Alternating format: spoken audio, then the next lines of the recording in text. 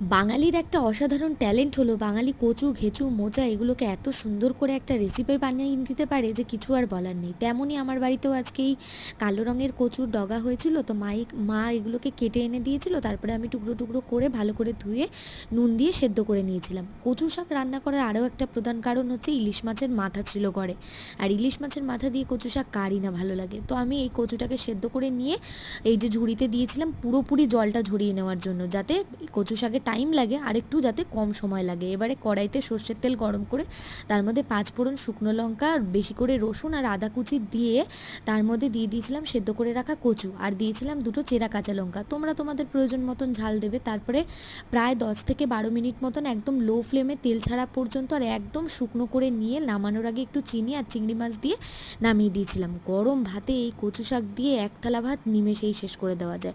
ভালো লাগলে লাইক করে দিও, চ্যানেলটা সাবস্ক্রাইব করে দিও। টাটা।